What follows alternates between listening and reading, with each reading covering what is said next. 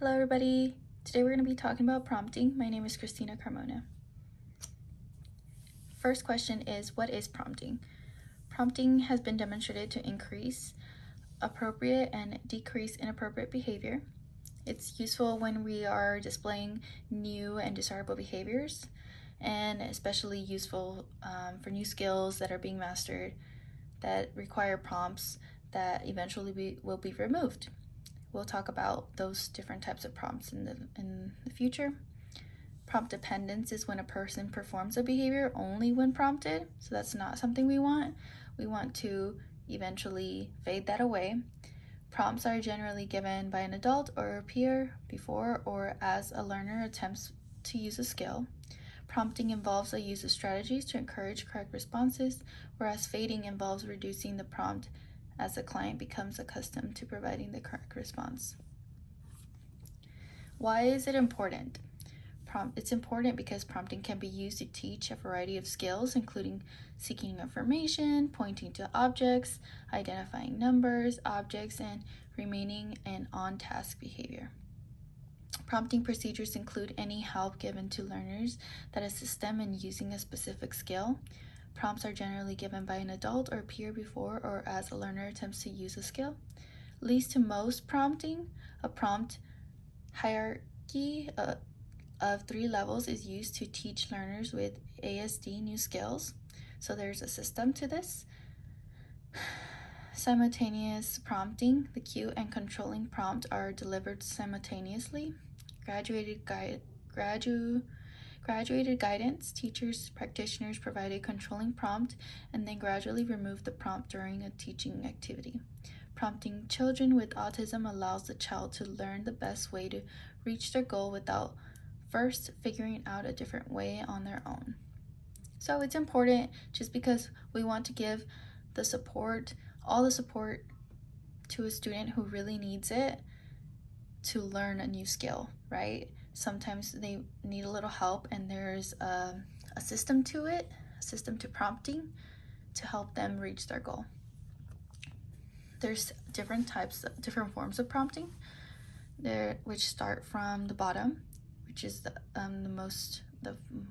more how would you say it? Different forms of prompting, and we'll go in order from where they start to where they end. First one is full physical prompting. So the teacher provides physical contact to guide the learner through the activity. So this is for our students who completely don't understand what is being asked of them. So you would physically put your hand over their hand and kind of guide them and teach them exactly what you're looking for. So here, the teacher is helping the student cut a sandwich, but it could be anything else, like holding a pencil. Partial physical prompting, teachers, practitioners touch learners to help them use the target behavior or skill.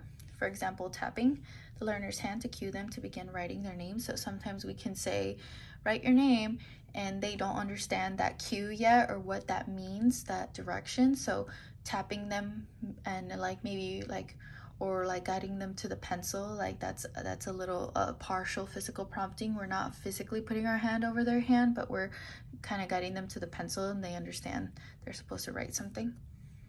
Modeling, so this will be next, number 3.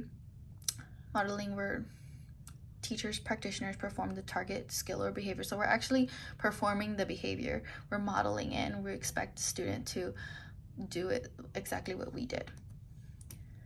Our next one is gestural prompting, movements that cue learners to use a particular behavior or skill. For example, pointing to the shoelace that needs to be tied. So this is like just gestures. So maybe sometimes an example can be throw that in the trash, and they don't understand yet what the trash is, or they're not understanding the direction. So instead of like physically grabbing, helping them, guiding them there, you're just pointing to the trash can. You're not tapping their hand, you're just pointing to the trash can. A verbal prompt, statements are made that help learners acquire new skills, like write your name. Or a verbal prompt for me would be kind of like a sentence starter sometimes. So maybe you ask a student a question, they're not really sure what they're supposed to answer. They didn't understand the answer alone, so you kind of start the question off for them. So if you ask the student, what did you do this weekend, and they're not really sure, you could say, did you go to the store? Did you hang out with your family? Did you eat something yummy? Something like that, and that's prompting them to complete the rest of that sentence.